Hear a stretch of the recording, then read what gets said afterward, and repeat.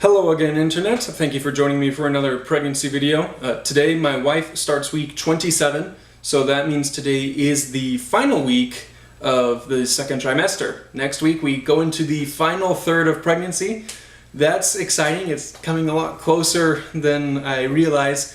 We technically have only about 3 months left until the actual due date. So yeah, that's gone by pretty quick. And I'm sure these last 3 months will go by even faster. But until then, everything continues to go well, and we're looking forward to enter the third trimester. In the meantime, the second trimester continues to go along very well. We have noticed that the kicks just continue to get stronger and stronger and stronger as baby continues to grow. Baby is currently now at about 2 pounds, so definitely starting to become a weight on my wife's abdominal area, that's for sure. We have actually been able to feel the kicks strong enough to the point where we can see them, and we can actually get some pretty good video recording of the baby's kicks, and so that's pretty cool. It's also pretty interesting to feel when, instead of kicking, we can actually feel like the baby sliding or moving around on the edge of the womb. That's kind of a weird feeling because it's not the usual kick that we're used to feeling.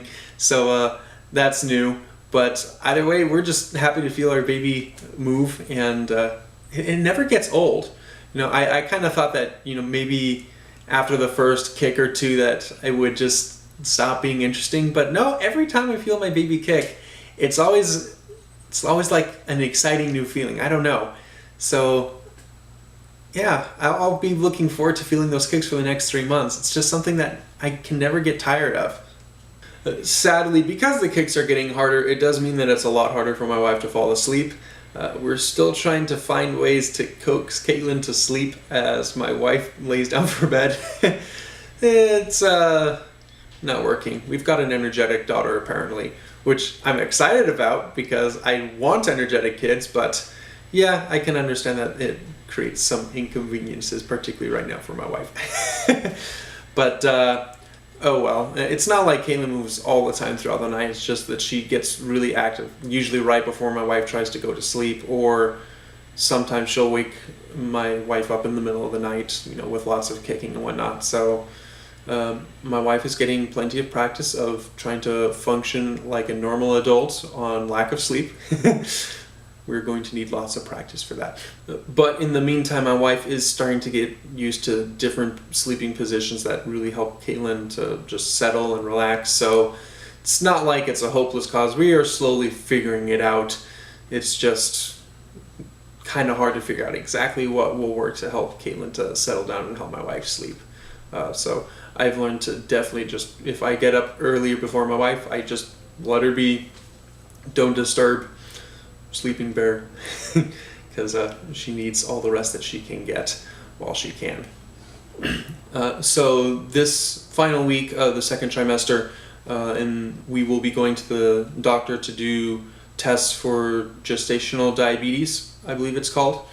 I'm not too familiar with what the testing procedure is. All I know is that just need to make sure that my wife's blood sugar levels don't go too high during this final part of pregnancy. You know, just to make sure that the baby is healthy and comes out all happy and healthy and normal at birth. I don't know too much about it, but I guess my wife has done some study. She's kind of nervous that maybe we'll have to affect her eating habits a little bit, because she does like most of like the pastas or the breads and whatnot, because she's not too fond of veggies. So hearing that maybe just because of her current diet habits, that if her test comes out positive for gestational diabetes, that she might have to change her diet a little bit.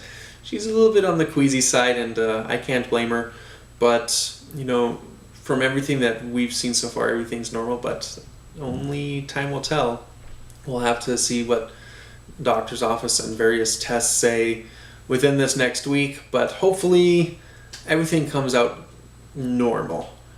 That is really it for this week, but thank you once again for joining me for this pregnancy video. Again, this next video and those hereafter will be for the third trimester.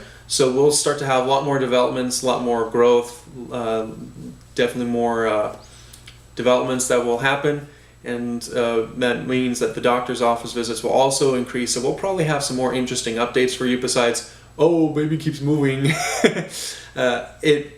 Like I said, this part of the second trimester, we have kind of fallen into that rut where everything just kind of coasts along and we deal with it. But now the third trimester is where everything kicks into high gear and we have to do all the baby preparations, for birth, prepping the home, making sure that baby is healthy, that my wife is healthy, all that fun stuff. So this is the last relaxing video I will probably have.